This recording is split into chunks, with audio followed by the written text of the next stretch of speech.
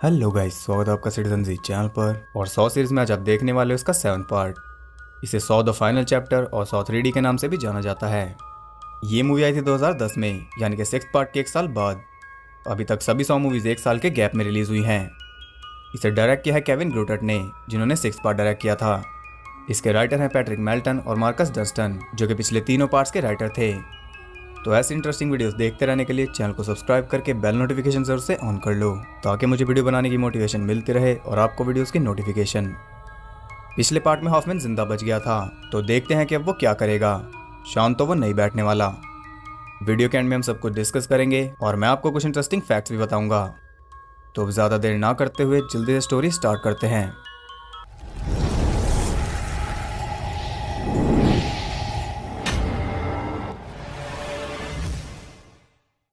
Movie start होती है first part की टाइमलाइन में, जब जिक्सो एडम को उस बाथरूम में बंद करके चला गया था। आपको याद होगा कि डॉक्टर गॉर्डन अपना पैर काटकर उस बाथरूम से निकल गया था। उसके बाद उसका क्या हुआ हमें नहीं पता, लेकिन अब पता चलने वाला है।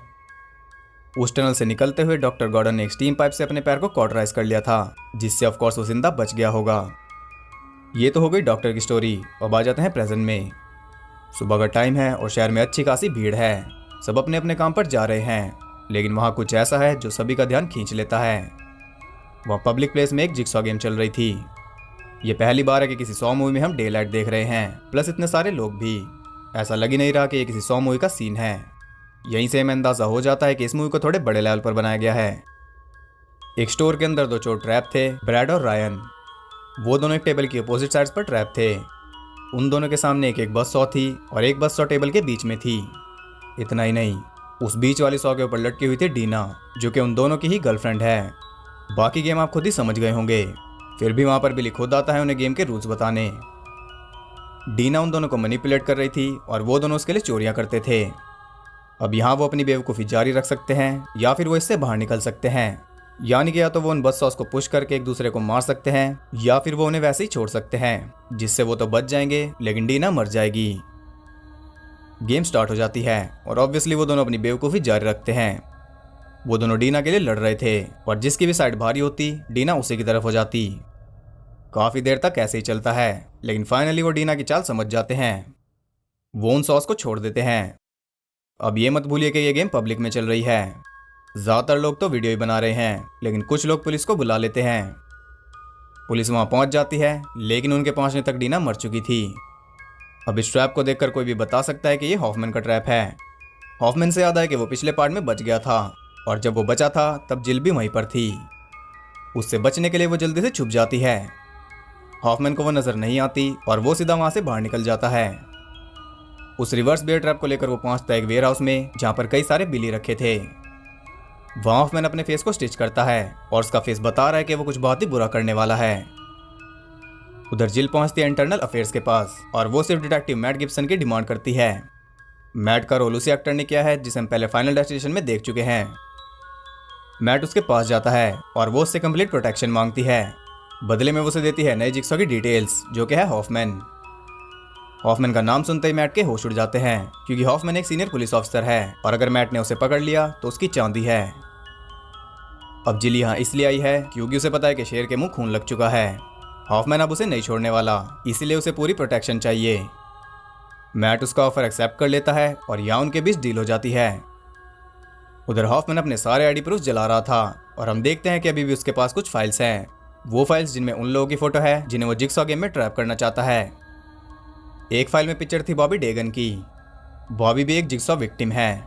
वो भी जिक्सॉ के गेम से जिंदा बच गया था और इसके ऊपर उसने एक बुक भी लिखी है जिसका नाम है सर्वाइव। जिक्सॉ वाले इंसिडेंट से बॉबी बहुत ज़्यादा फेमस हो चुका है। इनफैक्ट वो एक सेलिब्रिटी बन चुका है, क्योंकि जो एक सीरियल किलर से बच निकले वो किसी हीरो से कम नहीं। उसके इंटरव्यूज होते हैं जिनमें वो अपना एक्सपीरियंस बताता है। उसे एक ऐसे ट्रैप में फंसाया गया था जिसमें 2 चेन्स उसकी चेस्ट में हुक थी। अपनी चेस्ट को फाड़कर उसने उन हुक्स को बाहर निकाला था। ये सच में हीरो वाला काम है, लेकिन हमने अभी तक किसी भी पार्ट में बॉबी को नहीं देखा और ना ही ऐसा कोई ट्रैप देखा है। इसके पीछे एक रीज़न है और वो रीज़न ये है कि बॉबी कोई जिक्सॉ विक्टिम है ही नहीं, वो एक फ्रॉड है। इस फेक विक्टिम स्टोरी का यूज़ करके वो एक सेलिब्रिटी बन गया, जबकि जो असली विक्टिम थे वो जान से हाथ धो बैठे। इसलिए उस फाइल में बॉबी की फ़ोटो है, क्योंकि उसकी स्टोरी को रियल भी तो बनाना है। बॉबी की इकलौती फैमिली है उसकी वाइफ जॉयस, जो कि उसे पूरा सपोर्ट करती है क्योंकि उसे सच में लगता है कि बॉबी एक जिक्सॉ विक्टिम है। मीनवाइल हम देखते हैं जिल को, जो कि वापस अपने घर जा रही थी। पुलिस स्टेशन से बाहर निकलते ही उसे मिलती है बिली की ट्राइसिकल, जिसे देखकर उसे आने वाले खतरे का अंदाजा हो गया था। तभी हॉफमैन उसे किडनैप कर लेता है। वो उसे ट्रैक्स के बीच में बांध देता है और एक मशीन को ऑन कर देता है, जिसके ऊपर हम एक स्पाइरल देख सकते हैं। इस ट्रैप का नाम है द पेन ट्रेन। वो ट्रेन एक झटके में ही जिल के टुकड़े कर देती है और तभी जिल जाग जाती है। वो एक बुरा सपना देख रही थी। सीरियसली 100 फिल्म में सपने देखने पड़ेंगे। खैर, सपनों में तो हॉफमैन काम कर ही रहा है, लेकिन वो रियलिटी में भी काम कर रहा है। एक जंक यार्ड के अंदर एक कार में उसने एवन नाम के आदमी को सीट से चिपका रखा है। एवन और कोई नहीं बल्कि चेस्टर बेनिंगटन है, जो कि लिंकिन पार्क के लीड सिंगर थे। 2017 में उनकी डेथ हो गई थी। कार के सामने एवन का दोस्त चेंड है और एक दोस्त कार के पीछे भी है, जिसकी चेंज कार से कनेक्टेड है। कार के नीचे उसकी गर्लफ्रेंड है। 30 सेकंड बाद वो कार फुल स्पीड में चल पड़ेगी, जिससे सबसे पहले उसकी गर्लफ्रेंड मरेगी, फिर पीछे वाला फ्रेंड और फिर सामने वाला फ्रेंड और आखिर में मरेगा एवन। इससे बचने के लिए उसे सिर्फ सामने लगे लीवर को पुल करना है, लेकिन उसे पुल करने के लिए पहले उसे अपनी सीट से उठना होगा। वो सब वहां पर इसलिए है क्योंकि वो सब रेसिस्ट हैं। अब अगर उन्हें अपनी जान बचानी है तो एवन को अपनी स्किन का बलिदान देना होगा, जिसे वो सुपीरियर समझते हैं। तब जाकर उन्हें समझ में आएगा कि अंदर से सब एक ही कलर के होते हैं। उसका टाइम स्टार्ट हो जाता है और वो अपनी कोशिश शुरू करता है। उसके दोस्तों की बेस्ट विशेष उसके साथ थी। वो किसी तरह खुद को फ्री कर लेता है, लेकिन इसका कोई फायदा नहीं होता क्योंकि टाइम अप हो चुका था। एक एक करके वो सब मारे जाते हैं। इसके बाद हम देखते हैं जिक्सॉ सर्वाइवर्स की ग्रुप मीटिंग को, जिसे ऑर्गेनाइज किया था सबसे बड़े सर्वाइवर बॉबी ने। यहाँ हम कई सारे फेमिलियर चेहरों को देख पाते हैं, जैसे कि पिछले पार्ट की सर्वाइवर सिमोन, जो कि अपनी बाजू काटकर बची थी। 5th पार्ट का सर्वाइवर मलिक, जो कि अपना खून देकर बचा था। पिछले पार्ट की सर्वाइवर एडी, जिसे विलियम ने फांसी से बचाया था। एमिली, जिसे विलियम ने बचाया था उस राउंड अबाउट ट्रैप से। हैरोल्ड एबट की वाइफ टेरा, जिसने विलियम को नहीं मारा था। रायन और ब्रैड, जिन्हें हमने इस मूवी के स्टार्ट में देखा था। लेकिन मोस्ट इंपॉर्टेंटली वहां पर डॉक्टर गॉर्डन भी था, जो कि बॉबी के स्कार्स देखकर उतना इंप्रेस नहीं था। यहां में कंफर्म कर दिया गया है कि डॉक्टर गॉर्डन अभी भी जिंदा है। मीटिंग के बाद जब बॉबी अपने घर जा रहा था तब उसे किडनैप कर लिया जाता है। जब उसे होश आता है तो वो खुद को एक केज में पाता है। वहां पर एक टेप चलती है और बिली उसे गेम के रूल्स बताता है। अब तक वो दुनिया से झूठ बोल रहा था। ये उसी की सजा है जो आज सच में जिक्सॉ का विक्टिम बना है। आज उसे कई सारे टेस्ट से गुजरकर अपनी वाइफ जॉयस को बचाना है और ये करने के लिए उसके पास सिर्फ 60 मिनट्स हैं। 60 मिनट में अगर वो अपनी वाइफ को नहीं बचा पाया तो वो मर जाएगी। डेफिनेटली यहाँ पर कुछ गड़बड़ है, क्योंकि यहाँ टाइम पूरा होने पर बॉबी नहीं बल्कि उसकी वाइफ मरने वाली है। उसकी गेम स्टार्ट हो जाती है और सबसे पहले तो उसका केज हवा में लटक जाता है। केज के नीचे स्पाइक्स थे और वो केज नीचे से भी खुल जाता है। पहली टेस्ट में बॉबी लाइफ और डेथ के बीच में लटका है। खैर, उस केज को स्विंग करके वो सेफली नीचे पहुंच जाता है और उसकी वाइफ भी उसे लाइव देख रही थी। यहाँ में दिखाया जाता है कि उसने ये झूठी स्टोरी कैसे बनाई थी। एक दिन वो एक बार में बैठा था। वहाँ टीवी पर किसी जिक्सॉ सर्वाइवर का इंटरव्यू चल रहा था। उसे देखकर बॉबी को लगा कि ये तो बहुत आसान तरीका है फेम पाने का। उसने खुद ही एक कहानी बनाई और आज वो आप सबके सामने है। उधर डिटेक्टिव मैट पहुंचता है उसी जंकयार्ड में जहां अभी जिक्सॉ गेम चल रही थी। वहां पर हॉफमैन ने मैट के लिए एक मैसेज छोड़ रखा था और उस मैसेज के नीचे था रिवर्स बियर ट्रैप 2.0। उसे फोरेंसिक लैब में भेज दिया जाता है और उसके ऊपर मिलते हैं जिल के फिंगरप्रिंट्स। इसलिए हॉफमैन उस ट्रैप को मैट के सामने लाया ताकि वो उसे बता सके कि जिल भी इस सब में शामिल है। मैट गुस्से में जिल के पास जाता है, जो कि एक सेफ हाउस में थी, और उससे इस ट्रैप के बारे में पूछता है। तभी वहां पर एक सीडी पहुंच जाती है जो कि हॉफमैन ने भेजी थी, यानी कि वो सेफ हाउस उतना भी सेफ नहीं है। इससे पहले कि वो उस सीडी को प्ले करते, मैट के पास उसके असिस्टेंट का फोन आता है जो कि उसी जंकयार्ड में था। वो बताता है कि एक कार में छोटा सा ब्लास्ट हुआ है और उसके कहने की देर थी कि तभी वहां एक बड़ा सा ब्लास्ट हो जाता है। इसका मतलब है कि हॉफमैन इस वक्त सीरियस है। वो उस सीडी को प्ले करते हैं और उसमें साक्षात हॉफमैन था। वो मैट से जिल को मांग रहा था, बदले में वो गेम को रोक देगा और कोई भी नहीं मरेगा। अगर मैट उसे जेल नहीं देता तो गेम चलती रहेगी और कई सारे लोग मारे जाएंगे और इसका पूरा ब्लेम जाएगा मैट पर। अब मैट जिल को छोड़ने के लिए बिल्कुल भी तैयार नहीं था। वो उसे पुलिस स्टेशन में भिजवा देता है जहां वो सेफ रहेगी। Let's see. उधर बॉबी पहुंच जाता है अपने दूसरे टेस्ट पर। वहां उसकी पब्लिसिस्ट नीना एक ट्रैप में फंसी हुई थी। 1 मिनट बाद वो 4 स्पाइक्स नीना के गले में घुस जाएंगे। नीना को फ्री करने की चाबी नीना के अंदर ही है। बॉबी को वो चाबी निकालनी है, लेकिन उस चाबी के साथ एक मछली पकड़ने वाला कांटा भी लगा है। यानी कि वो चाबी नीना को अंदर से चीरते हुए निकलेगी और जाहिर सी बात है कि नीना को बहुत दर्द भी होगा, लेकिन वो चिल्ला नहीं सकती क्योंकि उसके चिल्लाने से भी वो स्पाइक्स आगे बढ़ेंगे और 1 मिनट होने से पहले उसे मार देंगे। गेम स्टार्ट होती है और बॉबी उस चाबी को निकालने लगता है। चाबी निकालने के लिए उसे बहुत जोर लगाना पड़ रहा था और जितना ज्यादा वो जोर लगा रहा था उतने ही जोर से नीना चिल्ला रही थी। इसका रिजल्ट ये निकलता है कि टाइम पूरा होने तक चाबी तो निकल जाती है, लेकिन नीना के चिल्लाने की वजह से वो स्पाइक्स पहले ही बहुत पास आ चुके थे। बॉबी उसे फ्री नहीं कर पाता और वो मारी जाती है। वहां पर बॉबी को उसकी साइन की हुई बुक भी मिलती है और यहाँ हमें दिखाया जाता है कि जिक्सॉ खुद उसकी बुक साइनिंग पर गया था उसका ऑटोग्राफ लेने। वहां पर जिक्सॉ ने उसे क्लियरली जता दिया था कि वो उसके झूठ के बारे में जानता है। अब जिक्सॉ नहीं बचा, इसलिए हॉफमैन उसके अधूरे काम को पूरा कर रहा है। उधर मैट को एक सिक्योरिटी फुटेज मिलती है जिसमें हॉफमैन बॉबी को किडनैप करते हुए दिख रहा था। यहाँ वो समझ जाता है कि इस वक्त बॉबी ही हॉफमैन की गेम में फंसा है। उधर बॉबी पहुंच चुका था अपने अगले टेस्ट पर। वहां उसकी लॉयर सूजन एक ट्रैप में फंसी हुई थी। वहां पर बिली एक धमाकेदार एंट्री लेता है और उसे गेम के रूल्स बताता है। जिस डिवाइस पर सूजन ट्रैप्ड है वो रोटेट होगा और उसकी आंखों को छेद देगा। उसे बचाने के लिए बॉबी को दूसरे डिवाइस को लिफ्ट करना होगा, लेकिन ये इतना आसान नहीं है क्योंकि वो डिवाइस भी बॉबी को पियर्स करेगा। गेम स्टार्ट होती है और वो डिवाइस रोटेट होने लगता है। बॉबी दूसरे डिवाइस को लिफ्ट करता है जिससे सूजन का डिवाइस रुक जाता है, लेकिन वो ज्यादा देर तक होल्ड नहीं कर पाता, जिस वजह से सूजन मारी जाती है। बॉबी आगे बढ़ता है और पहुंच जाता है अपने अगले टेस्ट पर।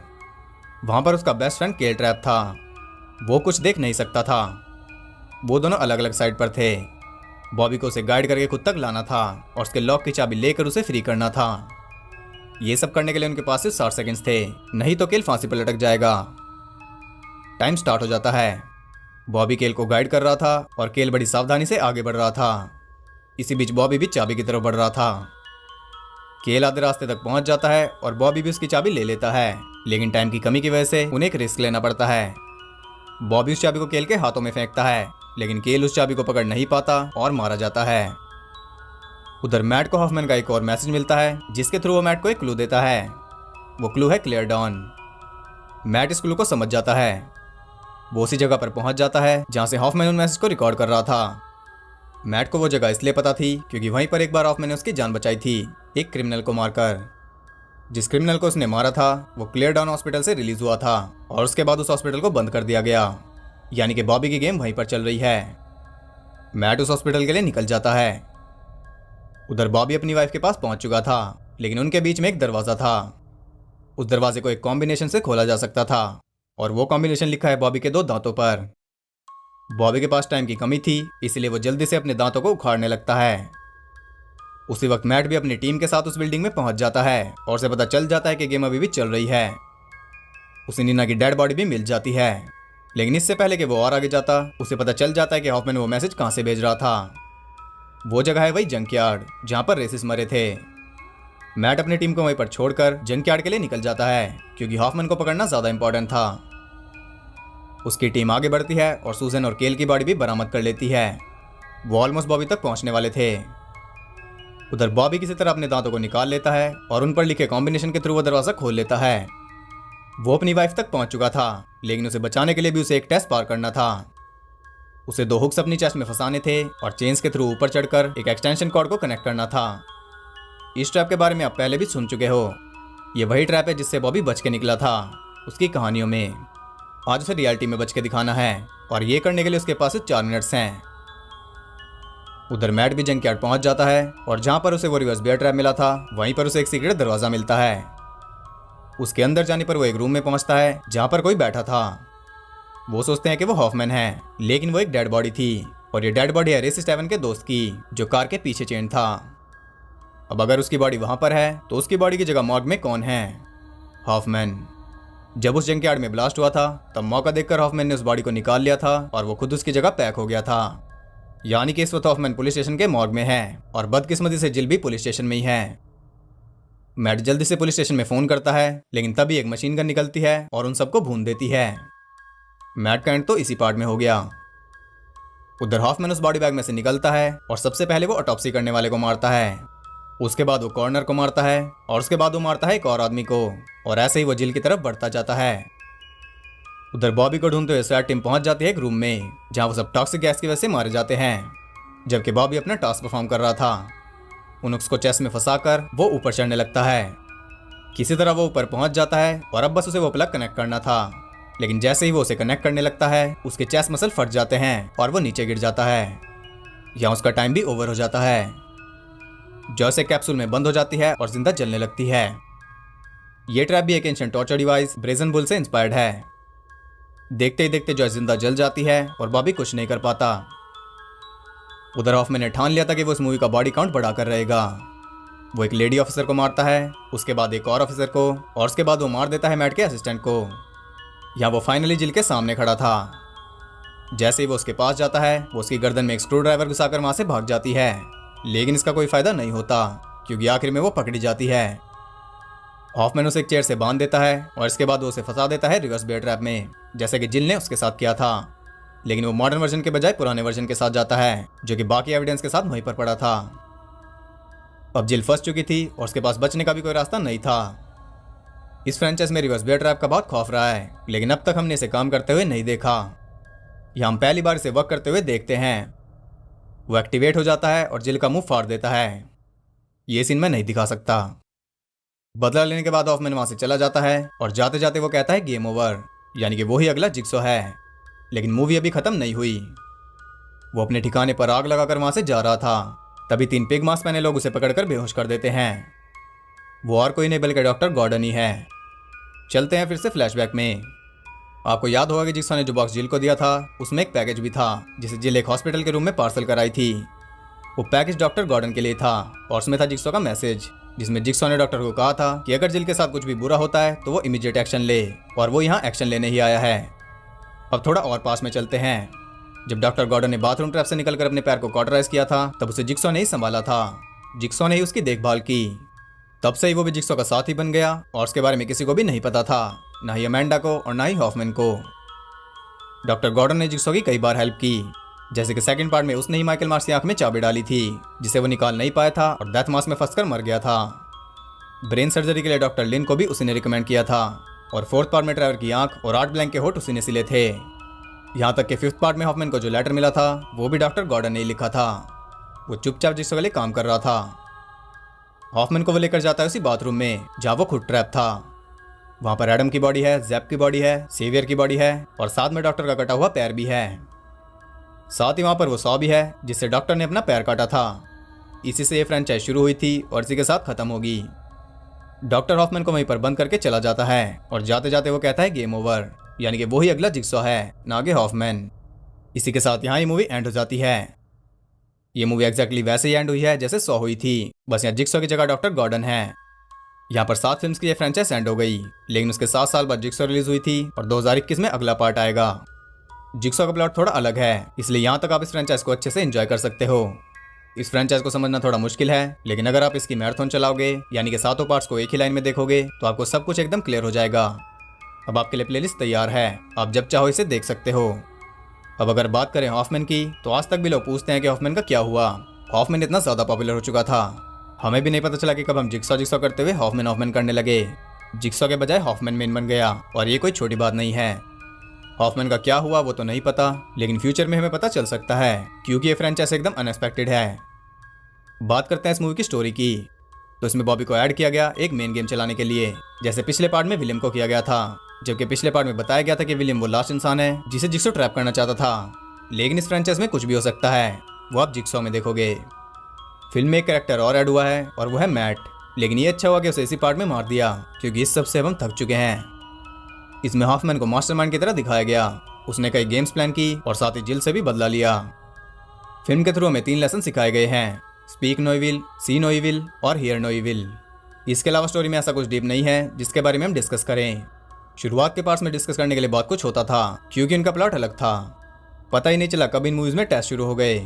हर एक पार्ट में किसी न किसी का टेस्ट चलने लगा जिसका मेन स्टोरी से भले ही कोई लेना देना ना हो। जैसे कि बॉबी का भी मेन स्टोरी से कोई लेना देना नहीं था। मेन स्टोरी हॉफमैन और जिल की थी। यही एक मेजर चेंज है जो पहले 3 पार्ट्स के बाद आया, जब ली वैलन ने इस फ्रेंचाइज को छोड़ दिया था। उनका लिखा कैरेक्टर मेन बन गया जिसे उन्होंने ट्रिब्यूट के लिए लिखा था। तो आई होप यहाँ आपको सब क्लियर हो गया होगा। अब बात करते हैं इस मूवी से जुड़े इंटरेस्टिंग फैक्ट्स के बारे में। इसका बजट था $20 मिलियन और इसने बिजनेस किया था $136 मिलियन का। ये सबसे बड़े बजट वाली 100 फिल्म है और 100 4 के बाद यही इस फ्रेंचाइज की मोस्ट सक्सेसफुल फिल्म रही है। फॉरेन मार्केट में ये हाईएस्ट ग्रोसिंग 100 फिल्म है। मैसाचुसेट्स के एक सिनेमा में किड्स मूवी मेगामाइंड की जगह इस मूवी को प्ले कर दिया गया था और इसके सीन्स देखकर बच्चों की क्या हालत हुई होगी वो आप समझ ही सकते हो।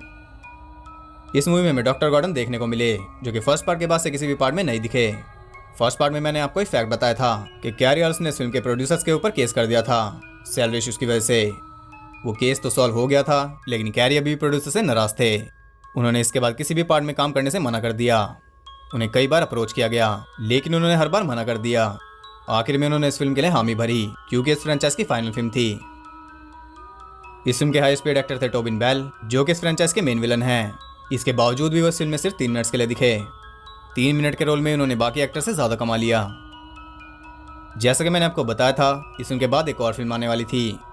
ओरिजिनली आइडिया ये था कि इस फिल्म में डॉक्टर गॉर्डन का शॉकिंग कमबैक दिखाया जाता और नेक्स्ट पार्ट में सब कुछ सॉल्व होता, लेकिन 6th पार्ट को बहुत बुरा रिस्पांस मिला था इसलिए 2 फिल्म बनाने के बजाय दोनों की स्टोरी को मिलाकर एक फिल्म बना दिया गया। राइटर्स का कहना यह है कि जितने भी एलिमेंट्स उन दोनों मूवीज में से निकाले गए उन्हें फ्यूचर्स ऑफ फिल्म में यूज किया जा सकता है। ये इकलौती फिल्म सीरीज है जिसके पहले 7 पार्ट्स लगातार 1 साल के गैप में रिलीज हुए हैं। पहले रिकॉर्ड पुलिस एकेडमी के पास था जिसकी लगातार 6 फिल्म आई थी। आर रेटिंग लेने के लिए इस फिल्म को 6 बार सबमिट करना पड़ा था। फिल्म मेकर्स ने बताया था कि भले ये लास्ट 100 फिल्म है लेकिन ये 100 फ्रेंचाइज का एंड नहीं है। इसके आगे और भी मूवीज प्लान थी जिनमें से एक हमें 7 साल बाद देखने को मिली। जंकयार्ड ट्रैप को पिछली किसी 100 फिल्म के लिए प्लान किया गया था लेकिन इसे इस फिल्म में नहीं लिया गया क्योंकि प्रोड्यूसर्स के मुताबिक ये बहुत डिस्टर्बिंग था, लेकिन इस फिल्म में से ले लिया गया। शायद तब ये कम डिस्टर्बिंग हो गया था। यह पहली 100 फिल्म है जिसमें किसी ट्रैप को पब्लिक में सेट किया गया हो। 3D की वजह से इस फिल्म को शूट करने में 9 हफ्ते लगे थे जो कि पिछले सभी पार्ट से 3 हफ्ते ज्यादा है। इस फिल्म में 95 लीटर से ज्यादा फेक ब्लड यूज किया गया जो कि 102 से 2.5 गुना ज्यादा है।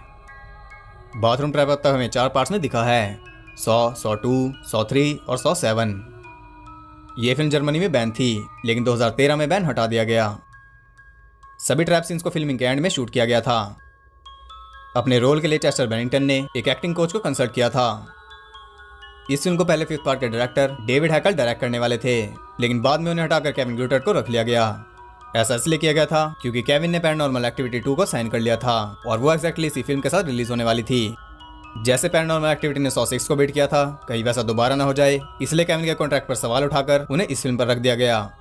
बिहाइंड द सीन्स क्या क्या होता है हम सोच भी नहीं सकते। एवन के फ्रेंड ने इस फिल्म में role reality show Scream Queens के थ्रू जीता था, बिल्कुल सिमोन की तरह। इस फिल्म को भी पहले क्रिटिक्स को नहीं दिखाया गया, बिल्कुल पिछले पार्ट की तरह। इस फिल्म में सबसे ज्यादा रिटर्निंग कैरेक्टर्स हैं। ये इकलौती 100 फिल्म है जिसमें ड्रीम सीक्वेंस है। ये पहला 100 सीक्वल है जिसके टाइटल में रोमन गिनती नहीं है। एक अन्य कॉन्सेप्ट के मुताबिक ओपनिंग ट्रैप में 2 लोग एक बिल्डिंग पर होने वाले थे, बचने के लिए उन्हें एक दूसरे को नीचे धकेलना पड़ता। एंड में हमने 3 पिग मास्क मैन लोगों को देखा, एक था डॉक्टर गॉर्डन और बाकी 2 हमें नहीं दिखाए गए। वो दोनों हैं ब्रैड और रायन जिन्हें हमने इस फिल्म की ओपनिंग में देखा था। फिल्म में ऐसा बताया नहीं गया लेकिन जब जिल मैट के पास गई थी और जब हॉफमैन ने बॉबी को किडनैप किया था, इन दोनों सीन्स के बीच में 2 महीने का गैप था। इसी बीच हॉफमैन थोड़ा बहुत हील हो चुका था। फिल्म का एक ट्विस्ट ये था कि ओपनिंग गेम को जिक्सॉ देख रहा था क्राउड में खड़ा होकर और उसके साथ था डॉक्टर गॉर्डन, यानी कि जिक्सॉ भी जिंदा होता। इस फिल्म में 11 ट्रैप्स थे जो कि पूरी फ्रेंचाइज में सबसे ज्यादा हैं और इसका बॉडी काउंट है 27, वो भी पूरी फ्रेंचाइज में सबसे ज्यादा है। तो ये थे इस मूवी से जुड़े इंटरेस्टिंग फैक्ट्स। आई होप आपको पसंद आए होंगे। अगर आपको वीडियो और मेरे एफर्ट्स पसंद आए तो इसे एक लाइक और कमेंट जरूर करना और ऐसी और इंटरेस्टिंग वीडियोस देखते रहने के लिए चैनल को सब्सक्राइब करके बेल नोटिफिकेशन कॉल पर सेट कर लो ताकि नोटिफिकेशन आप तक पहुंच सके। और ज़्यादा कनेक्ट रहने के लिए आप मुझे इंस्टाग्राम पर फॉलो कर सकते हो, वहाँ आपको बहुत कुछ जानने के लिए मिल जाएगा, लिंक डिस्क्रिप्शन में है। तो मैं मिलता हूँ अगली वीडियो में, तब तक के लिए सबको बाय।